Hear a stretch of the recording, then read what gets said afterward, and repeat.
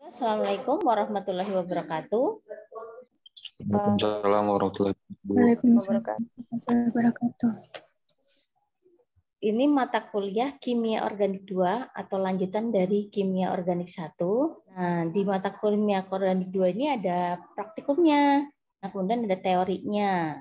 Nah, kemudian di sini kita kebanyakan kalau di Kimia Organik 2 itu ada reaksi kimia. Jadi kita di sini mengenalkan gugus fungsi senyawa organik. Kemudian dari gugus fungsi tersebut jadi akan membagi-bagi atau jadi kimia organik itu jenisnya banyak berdasarkan gugus fungsinya. Jadi nanti tujuan dari pembelajaran ini kalian tuh bisa membedakan ya. Kan kalau kemarin di kimia organik 1 kalian masih belajar hidrokarbonnya yang tata namanya. Jadi kayak alkana, etana. Nah, sekarang ini dari alkana atau etana, metana ditambah ada gugus fungsinya. Jadi gugus fungsi adalah yang untuk menambahkan spesifik dari senyawa ini, ya. Ini yang akan dipelajari dari kimia organik 2. Setiap dari jenis-jenis kimia organik kalian harus memahami sifat fisik dan kimia. Jadi mana yang seandainya ada gugus fungsinya itu kan berbeda. Jadi ada yang jenis alkohol, ada eter, ada ester. Nah, sekarang kita melanjutkan. Nah, kemudian setelah UTS yang akan kita bahas adalah hidrokarbon. Kemudian ada alkil halida, organologam. Kemudian ada alkohol, eter, aldehid. Nah, kemudian yang setelah UTS yang akan kita bahas adalah keton, asam karboksilat dan turunannya. Kemudian ada ester, ada amina, ada karbohidrat, protein, dan lipid. Itu semua adalah jenis-jenis senyawa organik. Nah, jenis senyawa organik itu bisa kita lihat atau bisa dibedakan berdasarkan gugus fungsi. Jadi gugus fungsi itu sangat penting. Setelah kalian kuliah ini nanti penilaiannya ada dibagi dua ya, ada yang UTS sama UAS. Nanti itu ada pembagian tugasnya.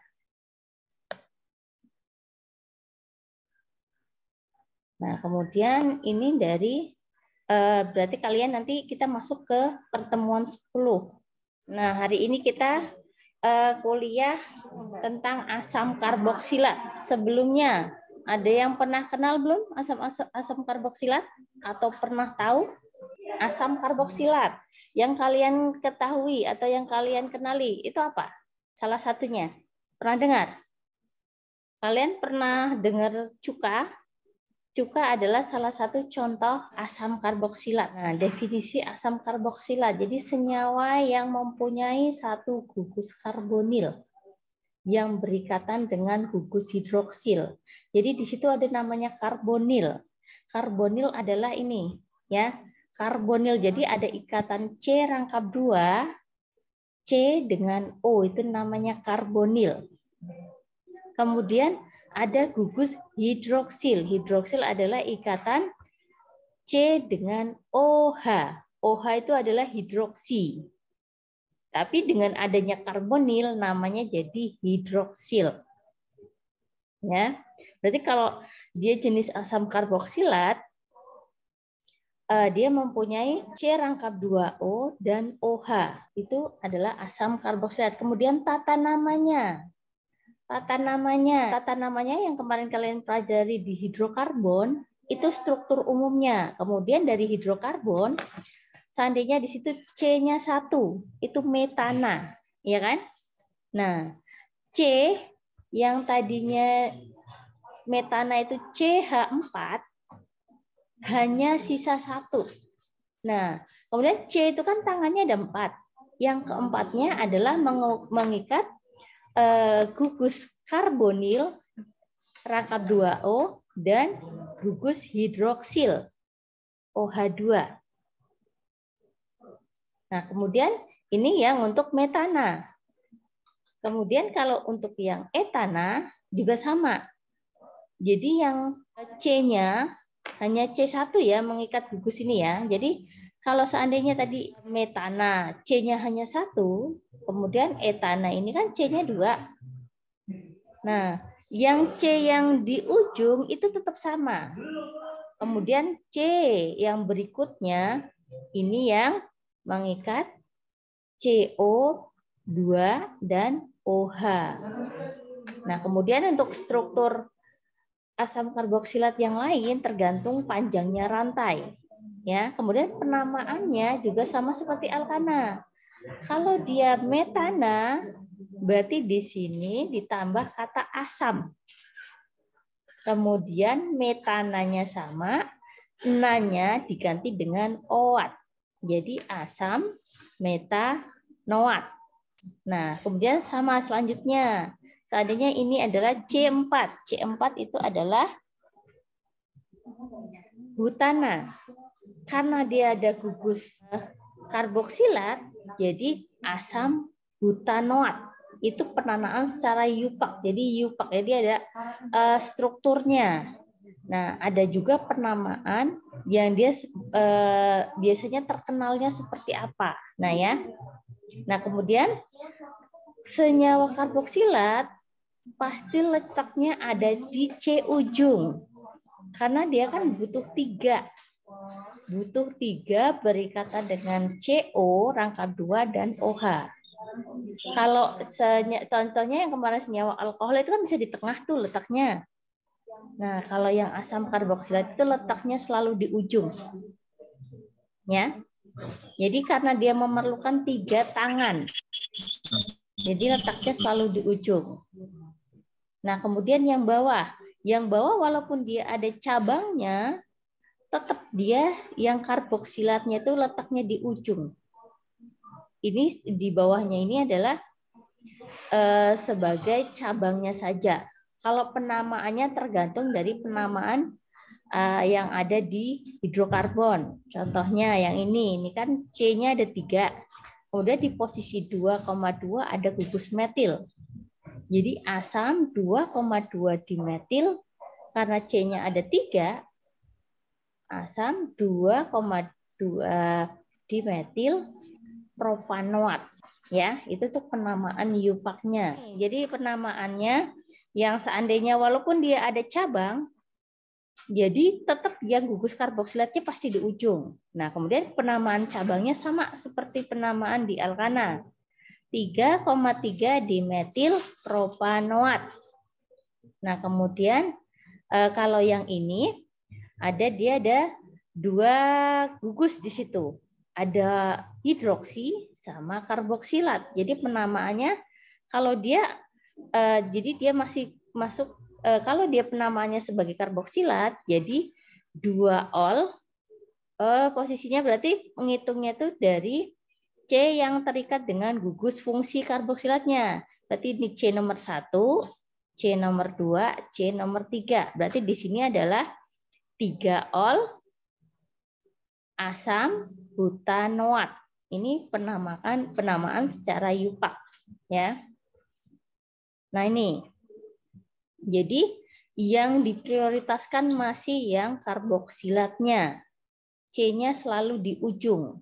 Berarti kalau nanti ada gugus OH, gugus amina, masih yang prioritas adalah yang karboksilat. C-nya selalu di ujung. Nah, ini contohnya.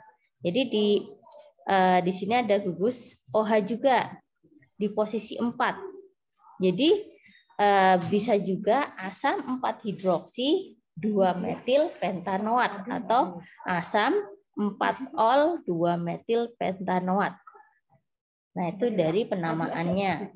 Nah, kemudian asam karboksilat, karena dia tadi yang bisa jadi asam itu harus yang C ujung, dia juga bisa jadi asam karboksilat tapi cuma 2. Berarti ujung kanan dan ujung kiri. Kalau dia C-nya 3, itu kan propanoat atau propana ya. Jadi dia ada kemungkinan 2 asam karboksilat atau dikarboksilat. Nah, namanya asam propadioat. Jadi yang oatnya itu ada 2, makanya propandioat. Atau nama lainnya, ini yang iupaknya yang asam propandioat ya. Kalau yang nama yang terkenalnya biasanya asam malonat. Atau yang ini adalah C2. Jadi dua-duanya bisa sebagai asam karboksilat. Atau nama yupaknya asam etandioat. Atau asam oksalat. Nah, kemudian sama yang lain. Ini karena dia ada posisinya ada 6C, berarti asam heksadioat. Jadi yang D-nya adalah karboksilatnya. Jadi ujung sama ujung. Namanya asam karboksilat harus di ujung ya. Karena dia perlu 3 tangan untuk rangkap 2O dan OH. Nah, kemudian ada tata nama trivial. Jadi trivial itu kadang tata nama yang digunakan jadi merek atau yang terkenalnya. Kalau tadi kan secara yupak tuh ada aturan penamaan. Nah, kalau trivial itu biasanya yang terkenalnya. Contohnya, kalau C-nya 1, kemudian di situ ada gugus karboksilat, itu namanya formiat. Ya. Kalau yang tadi itu kan namanya kalau secara yupak itu kan asam metanoat. Nah, ini nama yang trivialnya ini adalah formiat. Kemudian yang C-nya 4 itu kan tadi butanoat, sekarang namanya adalah asam butirat. Nah, kemudian dari asam gugus asam ini dia mempunyai prioritas, atau yang C1 kan yang di asamnya, kemudian C ke belakangnya ada namanya. Jadi ada prioritas kalau dia berikatan tuh keaktifannya. Ada posisi alfa, beta, gamma, kemudian dan delta. Kemudian satu lagi harusnya ada omega. Oh, ini omega ini ya. Posisi omega. Nah, itu adalah untuk kereaktifan dari asam karboksilat. Jadi hanya yang terikat di posisi itu reaktifnya ada tahapannya. Kalau yang paling reaktif adalah posisi alfa. Kemudian selanjutnya mengikuti ada beta, ada gamma. Di asam alfa kloropropanoat juga sama. Jadi yang alfa ini adalah H yang paling reaktif. Ini adalah dari struktur nama iupak dan nama trivialnya ya. Yang namanya metanoat jadi formiat, ada yang butanoat jadi butirat, atau yang sering kita pakai di laboratorium asam etanoat, kita sering menggunakannya bukan etanoat ya, asam asetat. Ya lebih terkenalnya. Ada asam heksanoat itu kaproat. Ada oksalat, malonat. Nah, yang bawah ini di asam oksalat ke bawah itu yang dioat. Jadi ada karboksilatnya ada 2 di ujung sama ujung. Ini contoh-contoh yang ada di alam. Contohnya asam format atau formiat. Itu biasanya kita temukan di semut. Kalau kalian mencet semut, baunya asam atau tidak? Itu adalah asamnya dari asam semut atau asam formiat. Dari format itu atau formica itu berasal dari nama Latin semut, formica. Ya. Kemudian ada asetat atau cuka. Ya, kalau yang kita gunakan di lab adalah asetat yang 95%. Tapi kalau yang cuka yang kalian bisa beli di supermarket atau di tempat-tempat untuk bahan makanan, dia biasanya kadarnya cuma 5%. Kalau kalian mau nyoba yang 90%, giginya langsung rontok nanti ya. Ada propionat atau C-nya ada 3. Biasanya ada di asam di susu, mentega kan biasanya susu cepet basi tuh. Kalau tidak disterilisasi. Jadi nanti basinya susu di situ karena lipidnya dia pecah dari jadi asam. Asam yang ada di situ adalah asam propionat. Dari susu, mentega, keju ya. Udah ada butirat, itu di mentega. Jadi dari butyllerium. Kemudian ada flarerat. Kemudian ada kaproat. Yang C6 itu ternyata bau kambing itu adalah asam. Ya, ada kaprilatnya juga. Nah, ini dari yang biasa kita kenal sehari-hari. Asam itu sebenarnya banyak, tapi kalian aja yang belum kenal ya. Ini sama tadi, dari penamaan asam. Nah, kalau ini kadangan kan kalau kita mau alkana itu kalau contohnya CH3 itu namanya alkil ya. CH2, CH3 etil. CH3 adalah metil, CH2 adalah CH3, CH2 itu namanya etil. Nah, itu namanya alkil. Nah, bisa juga kalau dia senyawanya pendek, kita menggunakan alkil. Contohnya asam etil karboksilat. Kemudian asam isopropil karboksilat. Jadi itu yang karboksilatnya digabungkan dengan nama alkilnya. Nah, kemudian sifatnya. Nah, tadi kan di awal tadi kan udah ada tuh. Kenapa sih asam karboksilat ada posisi alfa, beta, gamanya? Nah, biasanya ada sifat-sifatnya di situ. Nah, kalau yang sifat di sini adalah sifat kepolaran. Jadi si asam karboksilat tadi kan punya CO. O-nya itu tuh banyak elektron. Karena dia banyak elektron, nah dia ada namanya partial negatif. Jadi di situ elektron yang ngumpul. Si COH, kemudian COH, jadi C berkaitan dengan O-nya itu banyak elektron. Kemudian hidrogen biasanya bisa lepas tuh sendiri tanpa adanya O. Ini bisa lepas sebagai OH, bisa juga lepas sebagai H+. Nah, si OH ini hanya adalah biasanya elektronnya lebih suka ke arah O. Makanya kalau namanya ada asam karboksilat, dia gampang melepaskan H+. Kalau asam menurut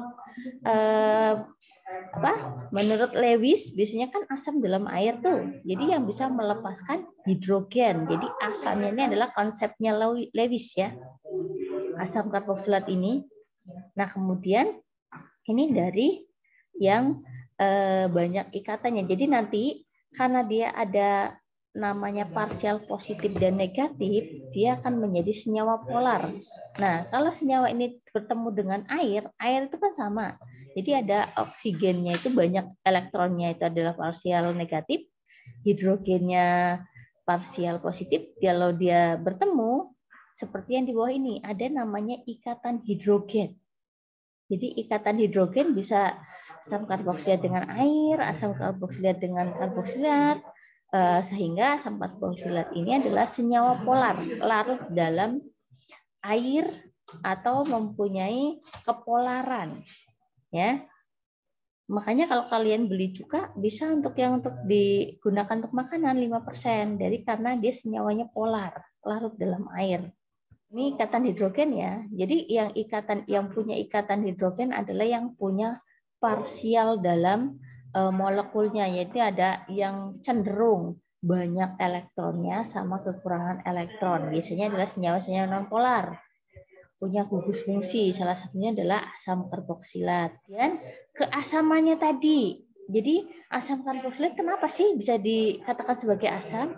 Karena si asam karboksilat ini OH kan CO rangkap 2 dan OH. OH-nya ini bisa lepas seperti air. Air itu kan kalau melepaskan hidrogen menjadi OH- sama H+. Nah, sama dengan asam karboksilat. Tapi kalau asam karboksilat dia termasuk asam yang lemah karena dia mempunyai nilai Ka atau konstanta keasaman. Jadi walaupun dia jadi asam tapi enggak benar-benar 100%. Kalau contohnya seperti HCl, itu kan asam kuat tuh. Jadi kalau dia terurai dalam air menjadi H+ dan Cl- habis. Tapi kalau asam karboksilat, dia cuma hidrogen yang ada di ujung karboksilatnya. Makanya ada namanya nilai Ka. Nah, nilai Ka ini yang menyebabkan dia termasuk asam yang lemah, asam lemah ya. Tapi dia emang termasuk jenis asam karena bisa melepaskan H+ dalam air.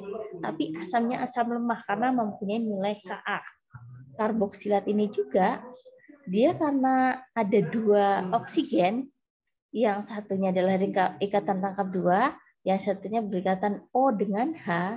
Nah, yang karena 2 oksigen ini satunya kelebihan, nah dia itu bisa namanya resonansi. Jadi elektronnya itu bisa gantian. Jadi kadang ini bisa jadi rangkap 2, kadang ini yang bisa jadi rangkap 2. Tapi kalau dia sudah melepaskan hidrogennya. Kalau hidrogennya belum lepas, dia belum bisa namanya beresonansi ya. Jadi karena dia sudah melepaskan hidrogennya, jadi dia bisa gantian karena di sini yang satunya muatannya minus, satunya tidak ada muatan. Jadi dia bisa gantian.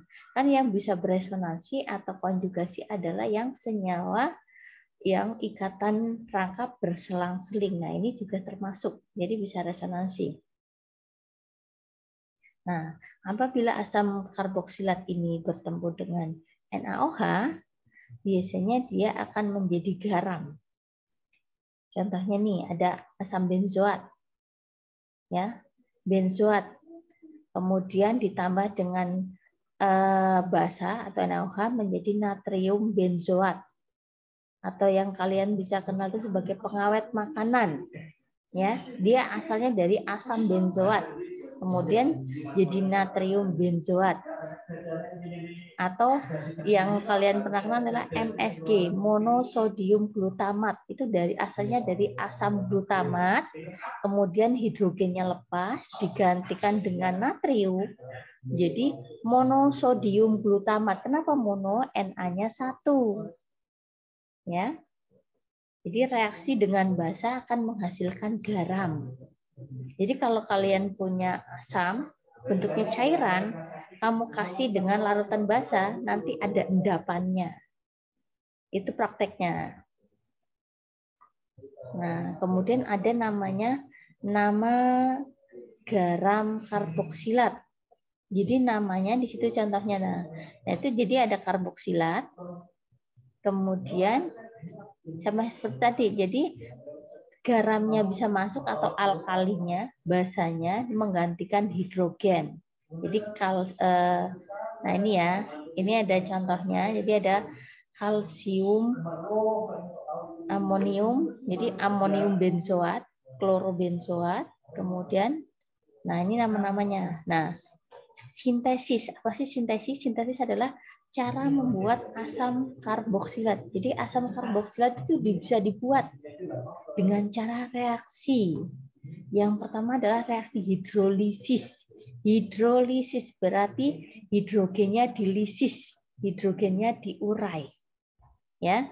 Jadi di situ ada nama ester. Nah, nanti setelah asam karboksilat nanti pertemuan selanjutnya ada ester. Nah, jadi si ester ini, ester itu kan C raka 2, O kemudian O, yang tadi H di karboksilat itu diganti ada R tapi R absen, terserah mau seperti apa strukturnya. Nah, kemudian dengan adanya air, kemudian di sini ada asam sama basa, dia menjadi asam karboksilat dan alkohol. Jadi ini asam karboksilat bahan dasarnya bisa dari ester, bisa juga dari amida, anhidrida juga sama. Jadi di sini adalah kalau yang ini adalah C, jadi CO, lepasnya adalah di CO. Kemudian di amida juga sama. Di sini kan ada N. Nah, tapi dia lepasnya di sini adalah di CON. Nah, kemudian makanya di sini jadi asam karboksilat dengan amina. Kemudian yang di anhidrida berarti itu ada asam karboksilat, ada CO, ada O di tengah, kemudian ada CO lagi. Nah, di sini lepasnya sama di bagian CO-nya. Kemudian di sini jadi asam karboksilat plus asam karboksilat, jadi CR ya. Nah, kemudian ini adalah namanya halida asam. Nah, di sini kan asam karboksilatnya kan pembahasannya dan turunannya. Nah, senyawa-senyawa ini adalah senyawa turunan asam karboksilat. Jadi, asam karboksilat bisa direaksikan menjadi senyawa lain, contohnya ester, amida, dan segala macam, tapi senyawa ini juga sebagai bahan dasar asam karboksilat. Jadi kebalikannya. Nah, kalau yang ini adalah reaksi hidrolisis. Kemudian yang terakhir ini yang paling beda itu adalah nitril. RC rangkap 2N. Ini nitrilnya di sini. Nah, tapi sama kalau dia ditambah H2O kemudian dikasih asam, dia akan menjadi asam karboksilat dan amina. Jadi dia lepasnya adalah di ikatan ini ya. Di ikatan rangkap 2-nya.